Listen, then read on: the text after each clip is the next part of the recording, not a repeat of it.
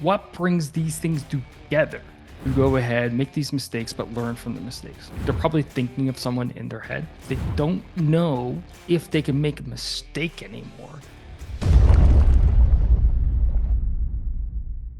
Scott McCarthy, what's up, man? How are you?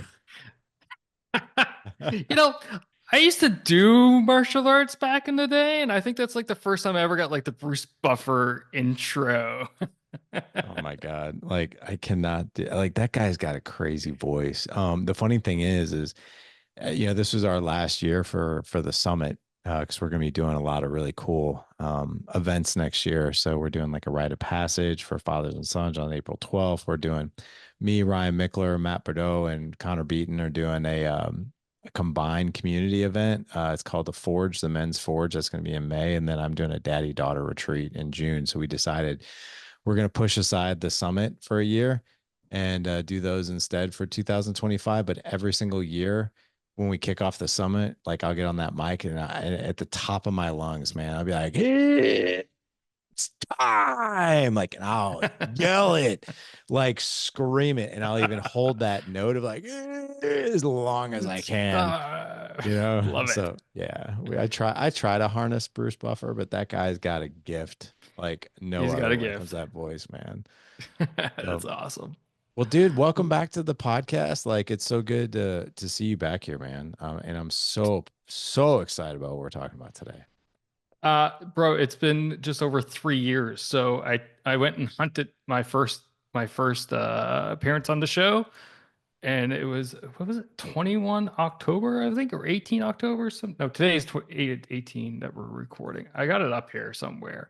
I was like, wow, it's like anyway, moral story, just over 3 years since I've been on. So I'm stoked to be back. Thanks for Oh having my me back. gosh, that's mind blowing to me. Like, I how fast like just time actually goes because I mean like I ran into a buddy of mine. He actually was a client of mine a few years back, and he's local here in St. Louis, and I was coaching him, and he asked me, he's like, "Hey man, like," and he was like this guy who was pretty overweight, and he came to me because he wanted to be coached around marriage and mindset and everything, and that turned into him going on a 1 year health journey, and then actually getting into the boxing ring with a guy. Like he never boxed in his entire life. And I ran into him Not over Jake the Paul, week. was it? Yeah. Oh, we're I just that hurt my heart, man, to watch that fight. I didn't even watch it, to be honest. And I heard I missed nothing. So other than like Netflix pixelation and Mike Tyson kind of, there's all kinds of conspiracy theories going out there now. I'm just like, I'm not even But going to take part of it. you know what? Let's talk about this for a second. I know we're kind of hitting a squirrel here, but it's interesting. I mean, this is like kind of like in the headlines right now. But anyway, going back to the time moves fast. He got in the boxing ring. He's like, I was like, dude, I was like, when I was catching up with him, he's like, "Do you believe that was 3 years ago?" And I was like, "What? What?"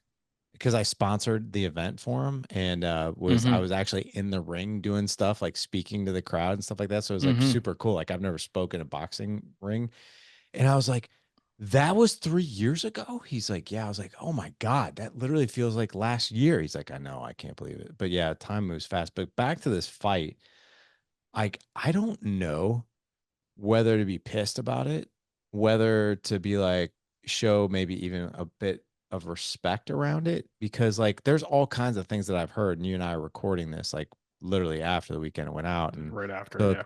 but like what I saw, I was pissed because like that is like I grew up with Tyson. Like he was like the Yeah. coolest thing ever. Like I remember when Mike Tyson's Punch Out came out and it was like the hottest game ever. And It was so good. it was so good, and to see that guy like just in his prime and like just launch people from one side of that ring to the other in the first round. And then I mean I was really hoping, man, that like he was gonna lay one into Jake Paul and he was gonna fly through the air. And I saw a little bit of Mike in that first round, and then after that I never saw him in that fight again. And but the story I'm telling myself is like I think he had an injured knee. He's 58 years old, probably out there doing the best he can. And then Jake Paul, like from what I understand, I know it's rumors, like he was going at like 50%, and his thing was I just didn't want to hurt him. So I'm like, but I also wonder, like, I'm watching Mike like bite his thumb on the, and I'm wondering, like, okay, was he doing that because he was nervous, or was he doing that because he was afraid he was going to hurt Jake if he went all out? So I have no idea. Who There's all who kinds of knows, things. brother? What are your thoughts on it, though? I'm just curious. I know you didn't see it, but like, what are your thoughts? I don't know, man. Like, real. So two sides of Scott on this one.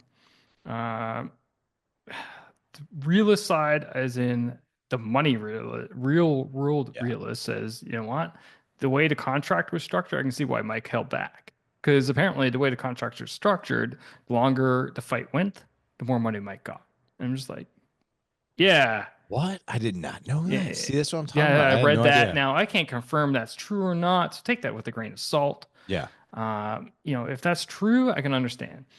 The other side of the realist guy is like, man, Tyson, like, dude, like I said, I used to do MMA. Like, you go out, you give it all. You don't leave anything. Like that's the part of the into you. Like you show up. I remember I was fighting. I had both nose nostrils, blood coming down. They had to stuff it, tape it so the blood would stop. My gi was full of blood. And I'm just like, I don't care. I'm getting my ass kicked. I'm still going out. So I'm just like, part of me wants to say Mike still wanted to do that, right? And come out. But like in the same time, it's like you say, it's 58. Like Yeah. I can't imagine. So I'm torn. I don't know what to believe. So I'm kind of just avoiding everything and just like, you know what? Let it be whatever it was, what it was. Kudos to Mike for getting back in the ring. My only thing, and here's my thing, and this is the reason why I didn't watch it, and I haven't watched MMA for a long time, and is that I find the sports, the sports overarching, there's so much respect is lost out of the sports that I can't relate to it anymore. All this pre-show gaming crap that goes on, I get it. They're trying to drive the hype, get people excited, pay-per-views and money and blah, blah, blah, blah, blah. But there's such a lack of respect now in the sport. I just can't associate myself with that anymore. Now, I still train. Actually, it's funny because that edge, like my family and I, we actually do karate now on Sundays. There's four of us together. So I'm Karate, still huh? in this. Yeah, yeah, yeah. Okay. So Cool. yeah, it's pretty cool. I'm not a big karate guy because I find it very rigid, and I'm more of mixed martial art jiu-jitsu guy. But I don't care. I'm just like with my boys and the Yeah. wife, and who cares, right? Yeah, it's like it doesn't matter, right? If we can be more dangerous as a family, and make quality time, like, dude, like I know you got two boys, and like I think about, like, I mean, think about that for a second. If your dad and mom were doing martial arts with you, like, the martial art itself wouldn't matter. Like, the experience alone and the memories are just like, my family is savage. We all do martial arts together. Like, I love it, man. That's so cool. Well, how long you guys been Yeah, doing that topple it for? off. We got a military family, Yeah. military dad, wife just retired from the military, so Afghan vets. Oh my Like, gosh, that's unreal. So how long you guys been doing this? I'd say yeah, about 3, 4 months now. Okay, cool. Yeah, Um, what's relatively been new. what's been some of the coolest things that have come out of this experience, just as you guys as a family, like sitting around the dinner table talking about, like, what It's, you're learning? I think, yeah, I think it's for actually from the boys' perspective to see me on the same plane as them. So I didn't bring back my original belts, right? So said since I'm starting off as a white belt, so my oldest is actually an orange belt in karate. So he's actually a higher belt than me. So I make it a point to be on the lower end of the line. When you line up, right, it's always in belt order, right, as a rank structure system. So I always go to the far side away, like as in the newest guy, and for them to see like me, dad, being like the new guy in it, I think for them to go and look at me, and go, yeah, I'm learning too. I think that's kind of like, to me, that's the coolest part. Yeah, man, that is awesome. Um, just that experience for them to see their dad through those eyes, and I love the fact that he outranks you. That's so cool. Yeah, it's awesome, So, right? so when you have to call him sir, maybe in class.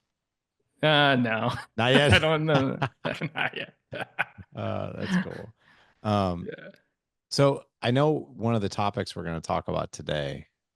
is psychological safety and being a leader. So Yes, sir. I have my own, obviously, interpretation of what psychological safety is all about. And obviously leadership and all that good stuff. But tell me about what is your interpretation of psychological safety through the lens of a leader? And by the way, if you're a husband, you're a leader. If you're a dad, you're a leader. If you're in the workplace, you're a leader. And if you're in the community, well, you're a leader. Yeah. And there are some leaders that people really love being around, and some of them are like, I don't even want to be around that person. They're scary. All right, man. So actually, I'm gonna flip the question back at you because I'm gonna Okay. set this up. All right. What's leadership? So leadership in my opinion is developing the people around you and leading them to their and helping them achieve the goals that they want to achieve and helping them develop the skills to go get those. All right. That's, it's beautiful. I will never say it's a wrong definition.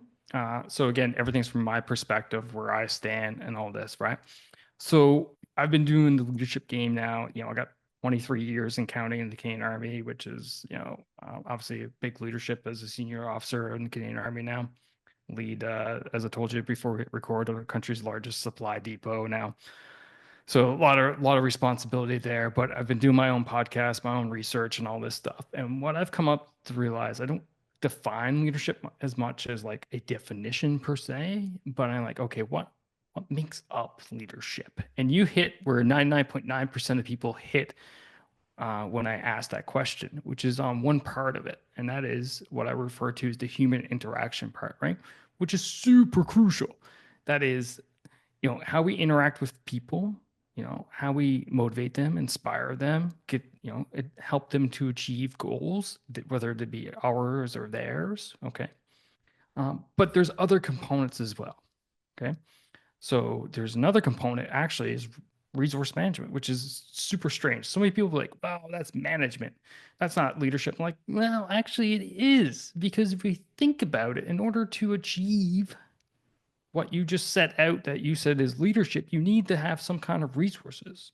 You need, whether that's time, personnel, equipment, supplies, what have you. You need some form of resource to be able to manage. Now, what brings these things together? And that is decision making. As leaders, we need to decide. We make decisions. Whether or not to not decide on something is actually a decision. It's like, hey, I'm going to delegate this to Joe or Larry. That's actually a decision. You go ahead, you decide. I'm actually making a decision right there. So that's what I refer to the components. Now, when we go and look at these components, so human interaction, resource management, and the decision making, we realize there's three different domains that go ahead and hand in hand with these components. And those are leading yourself, leading your team, and leading your organization. So, human interaction lines up nicely with team, decision making lines up beautifully with self, and then resource management lines up with your organization. Okay, so human interaction, leading team. How do we achieve leading that team? We achieve that through psychological safety. That's the how we actually do it. Okay. So for the other two, and believe me, we can have podcast episodes on the other two. How do we lead ourselves? We do that through character-based leadership and decision making. And then finally, with the organization, we do it from a balanced um, structure standpoint, right? So we look at how balanced alignment structure. Okay. So today we're going to focus on leading the team and psychological safety. How does that sound? It sounds good, but I have a question for you. Shoot. Okay, so I've really been keen on this one topic. I want to the questions around leading yourself, right? Um, I'm going to say a statement here, and I want you to crumple it up, throw it in the trash if you want, or I want you to highlight it if you want, or I want you to be like, that makes no difference, or that's a huge difference maker, whatever it is, right? And Mm-hmm. that is, if we cannot effectively lead ourselves, I don't think we can effectively lead anybody.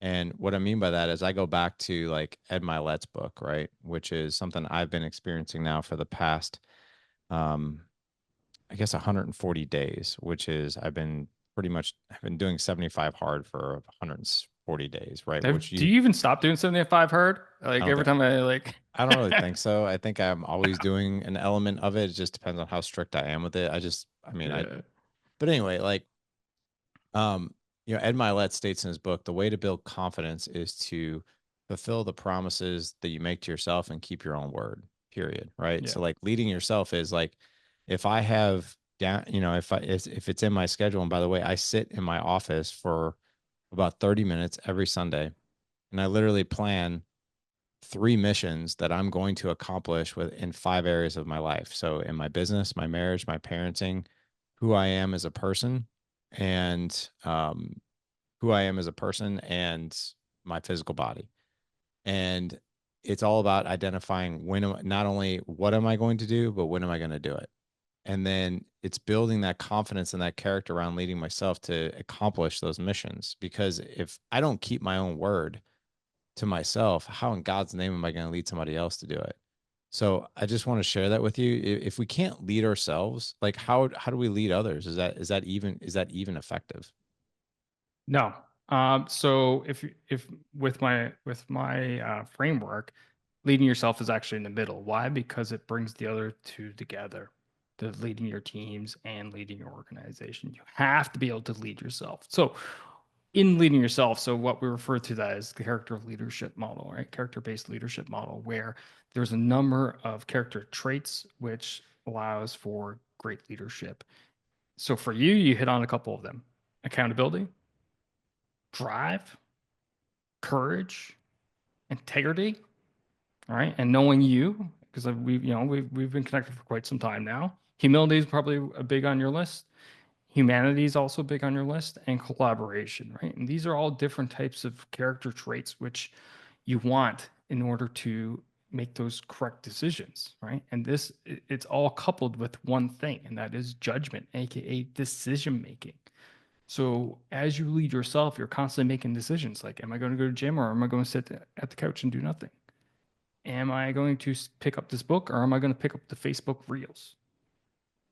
Right? Am I going to set deliberate time to make connection with my wife, my colleagues, my peers, my subordinates, what have you? Or am I going to close the door to my office and sit here and just, crunch email or whatever, right? So this is how you go about actually leading yourself, and you use these character traits to bring it together in order to go after that best version of yourself as possible. Because if you don't lead yourself, if you can't lead others, because one of the core principles of leadership is that lead by example. So, me in the military background, I still train every day. Why? Because I can't get up there and expect people, I can't hold people accountable because they failed their annual fitness test if I'm not willing to do it myself. Right?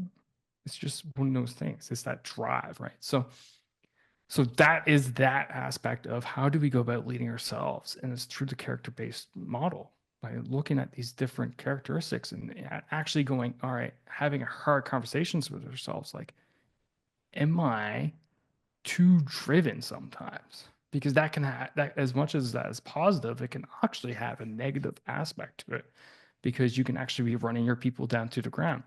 So as I hinted at to you earlier, I run the nation's largest supply depot. I work away from home. So I leave Monday mornings. I come home Thursday nights. I'm at work. I stay up in Montreal for those days. If I'm super driven, I could be crunching emails, crunching everything 8 p.m. at night. Why? Because, well, what else am I going to do? I'm away from my home, away from my family. But guess what? My team isn't. My team goes home at the end of the day. So if suddenly the emails are like their phones are going bing, bing, bing, bing, right?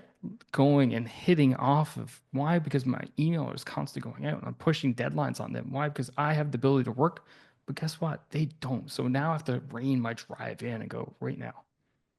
I have to, keep that in mind. So how do I do that? Oh, I go ahead and use this nice little Outlook feature, which says delay delivery of email until 8 a.m. the next morning. So it doesn't matter what time I'm working at. I could be working at midnight. They're not going to get that email till 8 a.m. So I'm respecting the boundaries that they have so that I'm not driving them too hard. And that's a decision that I am making. I like that. So do you think that so let's go back to what psychological safety is, right? And Hmm. the last definition I saw of psychological safety was people don't fear to bring up ideas, questions, or viewpoints without punishment. So they know like, hey, if I go to this person and I say this thing or I ask this question, they could completely blast me. And that's the opposite of psychological safety versus like I can bring anything to my boss or anything to my husband or anything to my dad, Right. a viewpoint, and I know he'll receive it, right? And he'll receive it well, not a reactionary state. But I am keen to know like you very clearly articulated what leadership is, right? And you took my definition and put it like well beyond on steroids, which I love, because you're obviously the expert in this field. But psychological safety, in your perspective, is that the same? So great question. So I'm going to preference everything. I should have even prefaced it earlier. So all the stuff that I'm talking about is not like, oh, just Scott McCarthy says. It's actually backed up with guest research I've done. So, for example, character-based leadership model, that's like an Ivy League school program that's out there. And I've had people on the podcasts, I've interviewed, I've researched it more afterwards. What I'm about to talk about, psychological safety, again, it's backed up by a gentleman named Tim Clark. He's been on my show and he's written a book. It's called The Four Stages of Psychological Safety. Um, so I'm going to take his model and I'm going to overlay military experience to it from a pure leadership standpoint. Okay. So Tim Perfect. talks about psychological safety, and by the way, your definition is great. It works with this framework quite well. Tim talks about it being in four stages, though. Stage one is belonger safety, i.e., I feel comfortable here. I belong here. This crowd gets me. You know, how many times have we heard that? Like, hey, what do you like about your friends? I don't know. They just get me, right? So that's stage one. Okay. Stage two is learner safety, which is really what you were kind of hinting at a bit, where I can feel where I can make mistakes and I'm not going to get severely reprimanded for it, but instead it's going to be a learning environment for me to go ahead, make these mistakes, but learn from the mistakes. Okay, cool. Stage two. You sprinkled on stage three as well, and that's contributor safety. We're going to bring up ideas. Okay, and go, hey, I have this idea. Hey, Larry, this would be a great podcast episode. Hey, Dad, why don't we go to here for supper, or why don't we do this activity? That's contributor, right? We're contributing. We're bringing forth our ideas. Stage four, which is the highest level within Tim's work, is challenger safety, which is like this needs to change. This is messed up here. I, I don't like this. This doesn't work. Okay.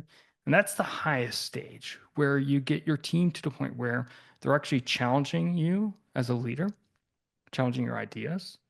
Okay. Which gets a lot of people really antsy. And the reason for that is because people have this thing where leadership gets tied to their ego and they think that they need to be the one with all the answers. The reality is that this day and age, you actually, if you have all the answers, you're in the wrong dang room. What you need to be is the person with all the right questions. Ask the right questions to get your people who are the experts in their individual fields to come to you with the answers. So, when we look at that stages of psychological safety, okay, belonger, learner, contributor, and then challenger, you can also look at it and go, you know, how do we achieve these things? Well, the first one's easy. You achieve belonger through your values, right? And I know you talk about values all the time because I'm still a listener to the show, by the way, right? After all these years. So you talk about values, right? These are our values. It's more important, it's more important to actually act and adhere to your values, but it's simply just they're not something up on the wall, but you actually go ahead and you follow your values because that will be the first thing people will quit. They'll leave. If you say you value one thing, but your actions turn around and basically say something completely otherwise, people are done. Like, I'm out of here. This is not lining up, right? The way to achieve learner safety is something which you actually took from the military and you're applying in Dad Edge and you teach it because I heard you talk about it and I talk about it. That's the AAR, the after action review, right? And how do you do that? You just look at what happened, what went right, what went wrong, how do we fix it? So I'm gonna give you a quick little story from my experience. So I used to be the operations officer of our schoolhouse, something like 4,000 students a year, 300 courses, crazy busy place. And as the OPSO, I was responsible for the coordination of all the stuff to do the training, right? And I had a cell of 8 folks. And three of these folks, these junior NCOs, were in charge of very different things. But one of them made a mistake one time, and he accidentally budget out, spent money where he wasn't supposed to spend money, up to like I think it was like $40,000 or something like this. Grand scheme of things, it wasn't a crap ton of money, but still, it was enough. Like your eyes went, "Ooh," like, but when we looked at it and we're like, okay, let's fix the problem. Can we fix the problem? Yes, we can fix the problem. Great, let's fix the problem. Okay, now let's AAR this thing, guys. And he was like, what? I'm like, no, we're going to sit down as a team, all 8 of us, and we're going to AAR this. What happened? And I didn't hold judgment against that master corporal, that junior NCO, because at the end of the day, he wasn't trained to do what we were expecting him to do. It wasn't his background. No one followed up with him. Like I was accountable just as much as he was accountable. Right. So we learned as a team though from that. Why? Because the other two needed to know how to do his job because someday he they might have to do it for him if he was sick, if he was away on a task, or he was on a course himself, or what have you. So we go ahead and we approve, we do the AAR process. And that enables that learner safety. That enables them to make these mistakes and learn from it and move forward. I'm going to take a quick pause in case you get any reflections or you want to interject, and we'll talk about 3 and 4. I love this. Like, especially the belonger safety that, you achieve this through values.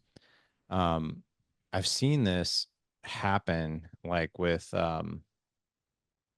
like other, big influencers. I've also seen this with celebrities as of late. Like, they'll come out on the side of a political view of one of their people, but they're like, well, wait a second. You never actually stood for this in the past, or you stood against it in the past, right? Or we've seen this even with politicians. They'll say one thing and then, you know, they'll turn around and say something else. And it's like people, they don't feel safe with that person because they know that perhaps their values can turn on a dime or they'll change, right? You want to Um, give you an example of what we talked about earlier? sure.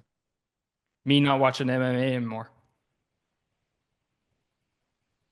And so tell me about that. Because I said I feel that there's no more respect in the sport. So And if like, you look at the values of any martial art, what's one of the top values? I mean, top, it's humility and Right? learning and Humility, integrity. Yeah. respect your opponent. Yeah.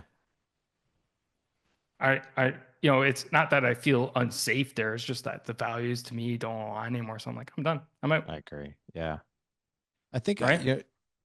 and just another takeaway too for stage two. I've been taking notes the whole time you've been talking. I wrote down AAR after stage two, and I thought about that for a second because you briefly talked about like leaders and ego and that kind of thing.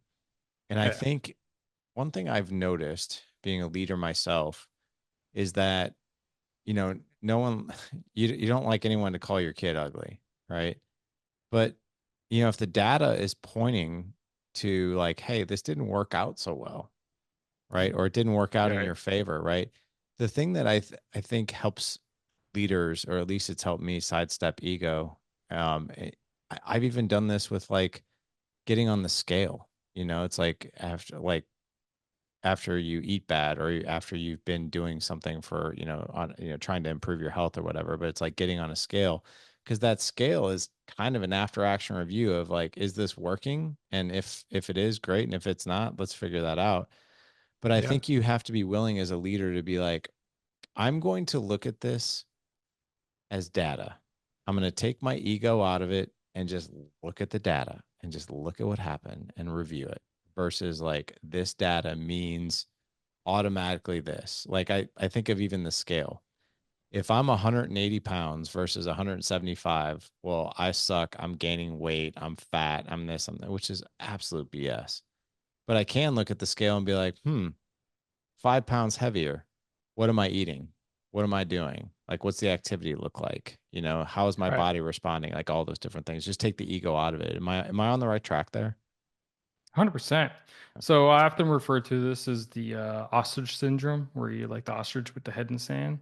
What are you gonna do? You're gonna pull your head out of the sand and actually look, right? Because so many leaders out there will avoid the actual truth or the actual data that's in front of them, right? And it goes back to what we talked about earlier. Now, you have to make a decision, and that's based on your character. Are you going to show humility? Right? And here's a true way. Okay, so you get data. Let's say you're at work and you get bad data. Someone brings you some really bad numbers, sales down, whatever, right? And you're gonna like you can pull it now back to decision making, right? Character-based leadership. Are you going to how is your temperance, which is another characteristic within the model?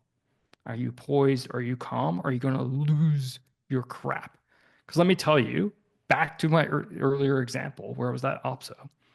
We had a commanding officer, and there was no psychological safety there because I didn't know who I was walking into when I had information to let them know. I could be like, hey, here's some news, which I thought was bad. And they would be like, it's not a big deal. And I'm like, hey, heads up, not a big deal. But, we're taking care of it, but just to let you know in case so you don't get blindsided. Oh my God. And start throwing stuff metaphorically. It felt like it was going to be real some days, right? But the temperance was all over the place. So again, psychological safety, like knocked right down. Like to the point where belonger safety was actually getting crippled because I was like, I can't wait to get out of here. I started counting days because I knew my posting, change in units was upcoming. I was like, start counting days. I'm done here with this person. I'm out. I want out of here. Right.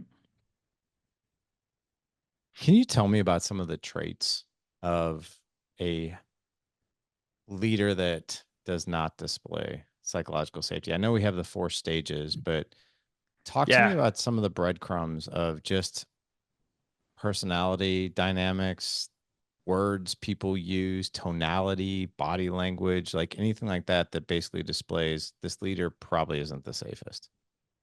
Yeah. So that's a great question. So my motto is lead, don't boss.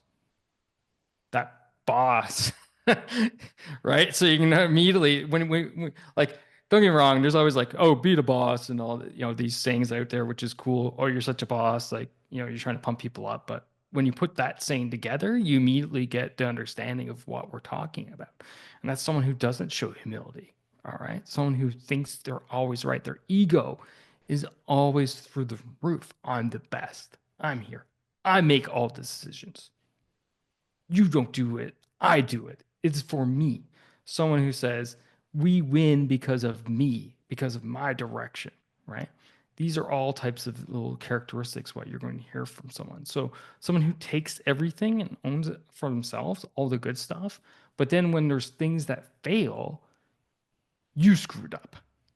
You made the mistake. You didn't do this. You. I'm pointing down at their team, right? Some other traits, again, I hinted at it, again, their temperance all over the map. Sometimes it's fine. Other times they're yelling and screaming. Um, they play favorites.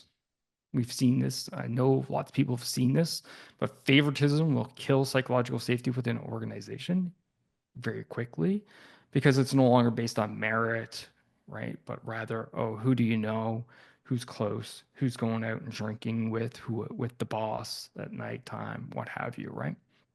Someone who has no accountability, right? If I'm late, I was late for a meeting, I had a meeting today that got messed up with one of my subordinates, and it was just like, when we finally connected, I was like, "Hey, man, sorry, my bad." He's like, "No, no, it's all good." But like that, just simple accountability is like, I could easily went, "Where were you at the scheduled time?" end of the day, was it a big deal? No, it wasn't. It was just our biweekly one-to-ones. But as someone who doesn't establish that psychological safety, would look at holding them accountable when really is it needed? No. Okay.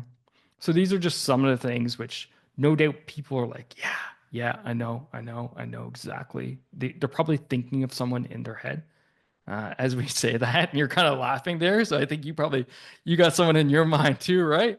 I, Um, I do. Do you want to dissect something for me? I'll be your guinea pig. shoot, Okay. I love shoot. being the guinea pig on this show because I honestly have no. It's kind of like throwing myself out there and be like I could be beaten alive Yeah, yeah, or it could be like gold, one of the two. I don't really care because as long as we all learn from my dumbass moves, that's okay. So I have four boys, as we all know, like right, 18 and almost 17, and then I have 11 and crazy. 8, right? Yeah, but here's the interesting thing. So I'm gonna be 50 next year. And I'm a bit of a different dad at 50 than I was at like 40. And what I mean by that is Yeah, I've learned yeah, like, hey, these things move the needle and these things are worth getting upset over and these things they just aren't.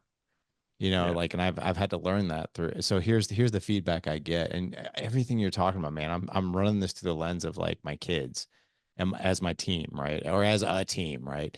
And what I mean by that is the psychological safety, the accountability, the favoritism, like all these different things. So my 16-year-old's been really, really, and my 18-year-old has been, or 17 and 18 have been, hey, you would have never let me get away with such and such that Lawson just did or Colton just did, who are my younger ones. And I'm like, and instead of being like, dismissing, I'm like, tell me about that. And they're like, if I would have done that, you gave him three warnings. There would have been number one, no warnings. And here's what have been the consequence. And like you just give them too many warnings, then you don't do anything about it. And I'm like, huh. And as much as like that was kind of a hit to my ego, like I'm like, let me take a look at that. Let me like really analyze that. I went back, I talked to my wife about it. I was like, hey, I was like, we have two older boys. And man, I mean, we feel like we hit the lottery with the two older ones. The two younger ones are great too, but the two older ones are just like, man, either we've done some really good things right or we just got really, really lucky. I don't know which one. But my younger ones or my older ones will tell you, like, there was no cakewalk in our house. You guys were tough on us. Not abusive by any means, but you were tough. Like there was a standard, there was a line, and you guys did not deviate from it. And I joke with my kids. I was like, yeah, but we were also like kind of assholes as parents a lot because we didn't know we didn't know, And I was like, there was some stuff I don't know if I really do again. And they'll look at me and be like, yeah, but we kind of have our stuff together, Dad. Like we got good grades, we got this, we got that. Like, and to be honest, like a lot of it was because we knew we couldn't really mess up. And to be honest, like there was fear, but there was tons of love. So there was like basically I think what my son was saying is there was a good mixture of safety and love, but also like you don't screw around. Like this is the standard.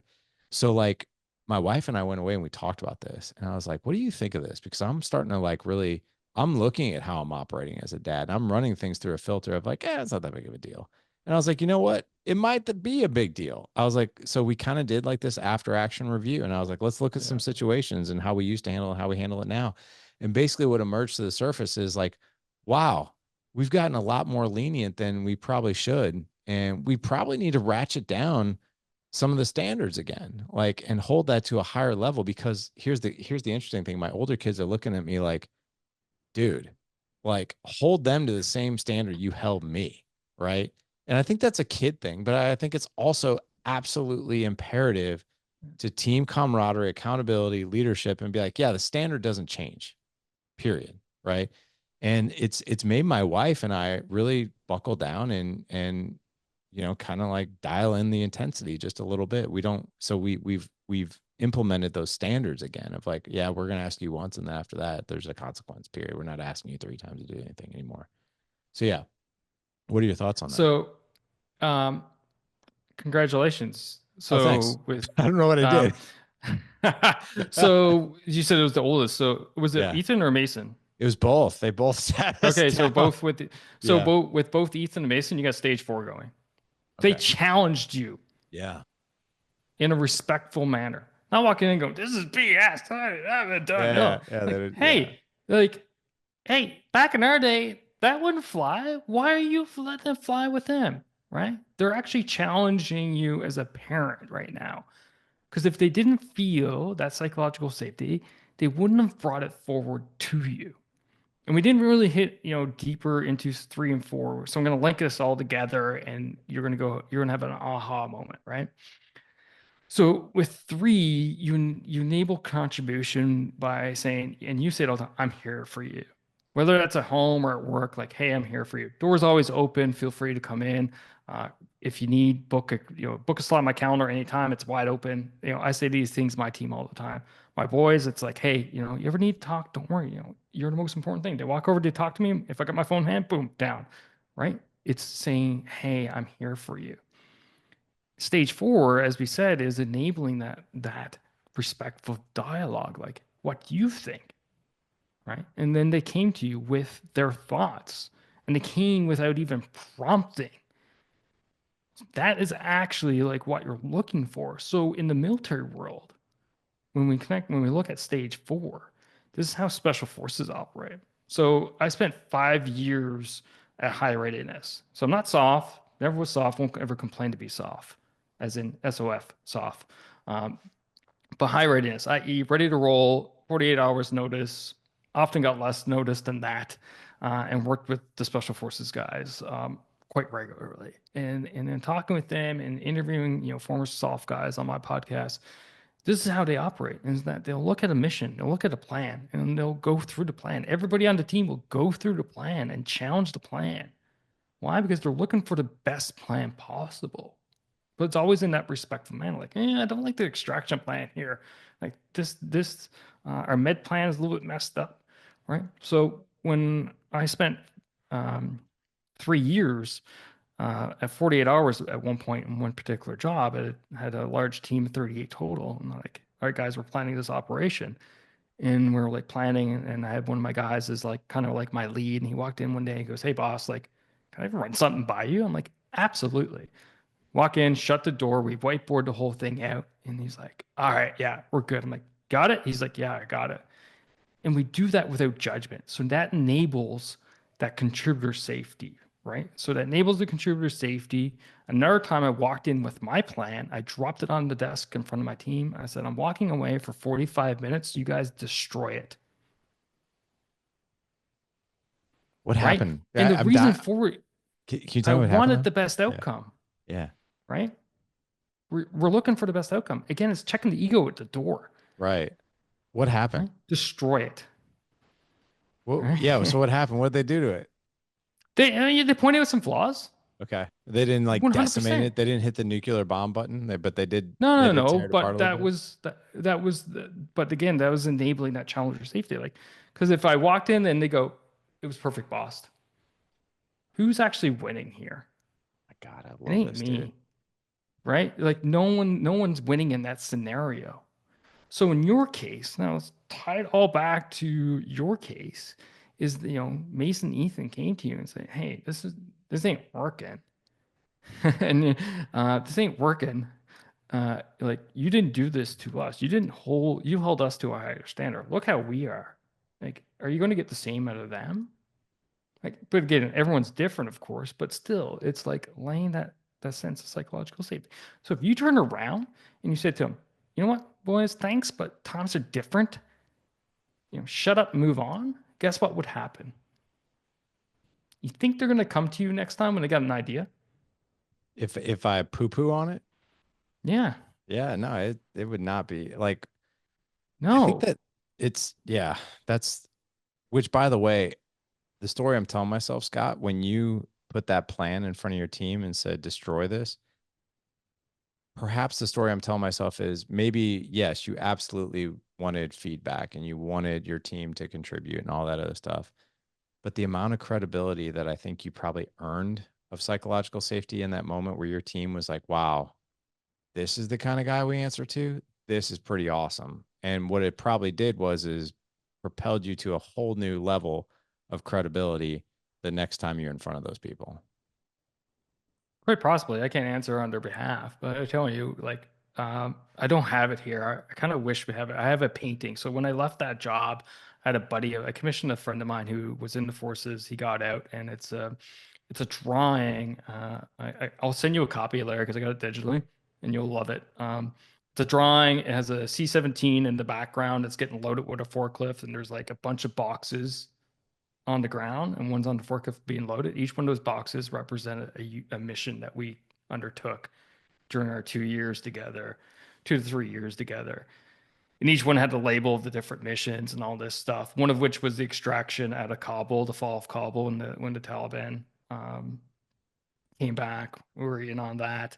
A bunch of other things we were in on. So just to give you an idea, and that's the kind of stuff we were doing. So um, but it was just like, hey, like we were in this together.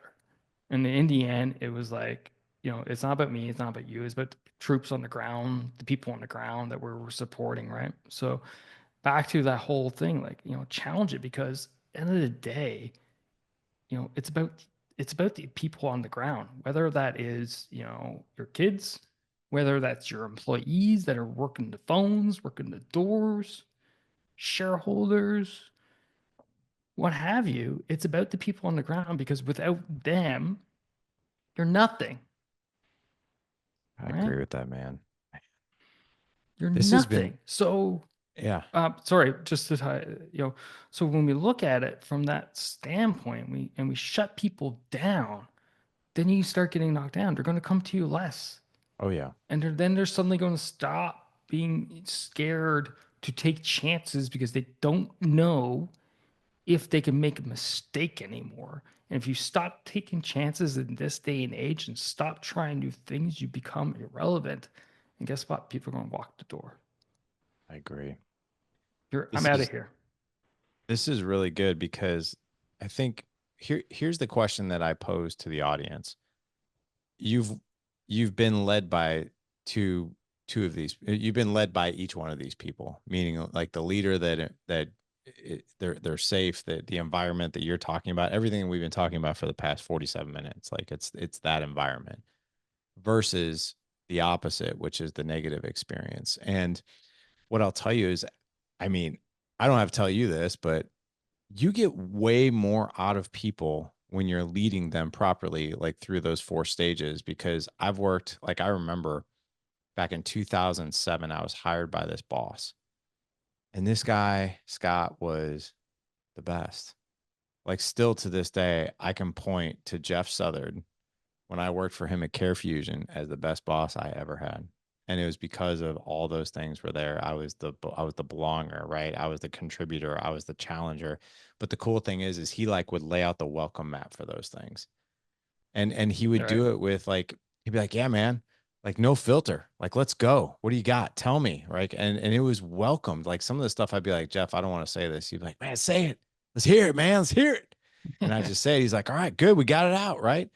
And then like just things like that. And like me and our entire team that he led, like we kicked ass. And we all pointed to Yeah, Jeff. We're of like, dude, course you're you the would. best boss. And Jeff would point back at us. He's like, I ain't anything. You guys are this. And then then literally I got promoted and I answered to another boss. And we nicknamed, it was five of us guys. And we were led by this vice president of sales. And we called her the queen. And we were like her subjects. And she Right. would just beat the living snot out of us constantly. We could not do anything right. And when we did do something right, I am not kidding. Well, I taught him that. I Yeah. told him to do that. And we were just like, we wanted to kill this woman. Like, we were just like, this is the worst working environment. And there was never anything safe you could go to. Like, you want to go and talk to her about like something that was ailing you or a challenge, she just beat the shit out of you.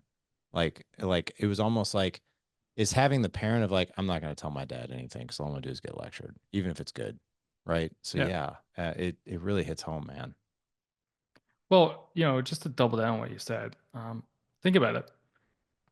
If in, if we use this in the scenarios where what's on the line, it ain't profits, it ain't money, it ain't sales, It's people's lives. People's lives are on the line, and this is how we're operating, and this is how we're talking. Like, if that's not a wake up to say, hey, this is how you need to operate, because this is how the highest levels of people in those environments operate, then maybe you should like double check yourself and go back to that leading yourself, get some humility into that character based model. I agree, man. This has been so good. Where can guys find you, connect with you, and just learn more? Lead Don't Boss is my website. You can check that out. I know, shocker, right? That's awesome. Lead Don't Boss / subscribe for the podcast. You can, 2 click subscribe button, boom, you're there. And feel free to reach out to me. And for the guys out there, this is something new. This whole model resonates with you, but you want to learn more. There is a special gift for you, a free program now, which I'm just launching. Start leading now, and it's this whole model of understanding the different components, domains, and then finally how to execute on those. And it's going to be a email course, very similar to your marriage course, actually, Larry. So very similar kind of structure. Email out to you every day or a couple days. Um, Take it, learn from it. And then at the end, what you're going to get is a link to a test where you can go, okay, where am I short? Where am I doing well? And you can get like, hey, recommendations, your personalized recommendations from that test too. So if you go to leaddon'tboss.com/start, you can sign up for that there. You actually put your phone number on this website? Is this your phone number? Yeah, man. Wow. That's cool. I haven't seen many people do that, but like, yeah, if you guys go to Lead Don't Boss, like it's a tremendous it's a tremendous resource for you. Number one, like Scott's got all kinds of good stuff on here. His podcast, his blog, his services, what he's all about, and all this stuff. But even his phone number, holy cow, dude, that's amazing. Yeah, we'll put this in the show notes for you guys. I'll tell you what, Scott, this was great just for me personally. I'm just because I'm sitting here thinking like I'm like what what does work? Like some things I know work, and some things I'm like I have no idea how this even worked, right? Even in an after Hmm. action review, like I'll point to things, be like, I think it was because of this, maybe because of that. I don't really know, but you like. I felt like my fingers were getting tired. I was typing so fast as you were talking because like I all four of those stages I'm like just taking meticulous notes because like here's the interesting thing as you talked about this. Like yes, I lead a team for Data Edge, but I'm sitting here thinking like where are each one of my boys in this? That's what Right. I really thought about. And even like, where's my wife in this? Like, where's she? She's definitely a challenger. She'll be like, yeah, that's not gonna work. I don't think it's gonna work. Here's how. But Yeah. my boys in particular, like, and I can even see like in situations where this might even be situational, where they're like, I want to be a contributor, maybe not a challenger. Maybe I'm a learner. You know what I mean? So it's really Right. interesting because I think guys are so visual. And once we know like, oh, it's this, or this, we can point to where that person's probably at. Hey, can I take 2 more minutes and just Yeah, quickly hit on the balance alignment? Because we didn't touch on that at all, but I'm going to give you a quick scenario which will make that super crystal clear why that's sure. important for guys out there. Because we touched on psychological safety obviously a lot. We hinted to character-based leadership a bit. So just a quick story, and you'll understand the whole balanced alignment for leading your organization. I was coaching the VP of sales of a company once.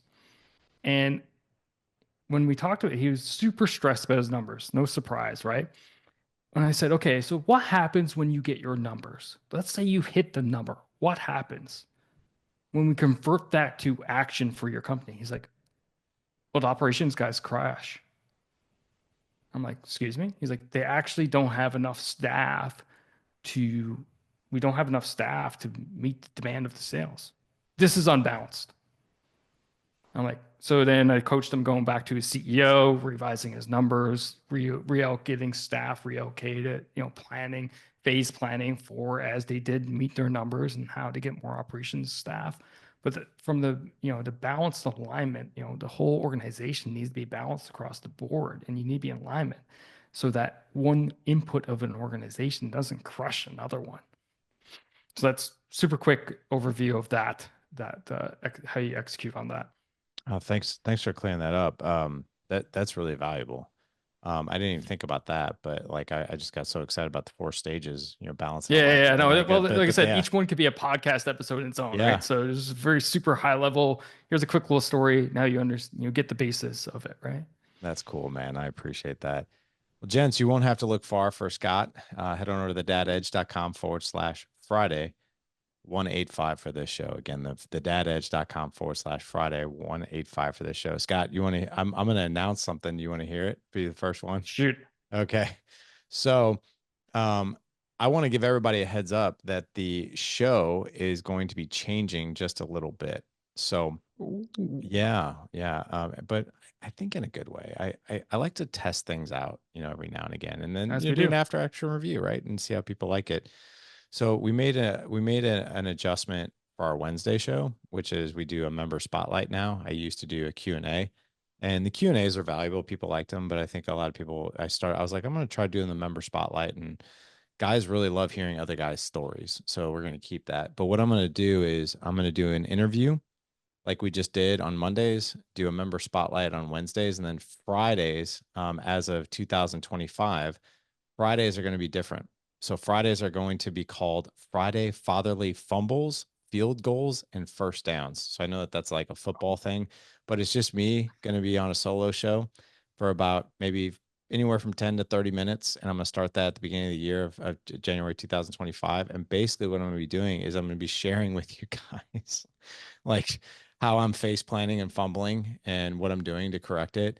I'll also share like field goals, like guys who are putting up points in our community, or if I've learned something new and I'm like this, like learning like this is like, holy crap, guys, this is a field goal. Like I just learned the four stages of psychological safety and leadership, and here they are, and here's how I'm implementing them. And then the first downs, it's like we haven't gotten points, but we're moving ahead. So it's going to just be reflections from the week, reflections from podcast guests, reflections from guys I've seen in the community and stuff like that. That way we can all learn from our mistakes. We can learn from the good things that we're doing, and we can learn from the things that maybe we're not getting the points, but we're moving forward. So that's going to be starting the beginning of the year. Oh, look, you got your little guy with you. Which one is Yeah, that? I Benjamin don't, just walked in. let's say all I He see is just got top home of his from head. school. Oh, he's cute, man. What's You up, want to say Benjamin? hi into the mic? Yeah, let's hear him. No, no. Oh, he's coming. Oh, here we All right, let's hear it. go. Oh, and the big guy's coming too. Sweet. We got Ethan and Benjamin. I know.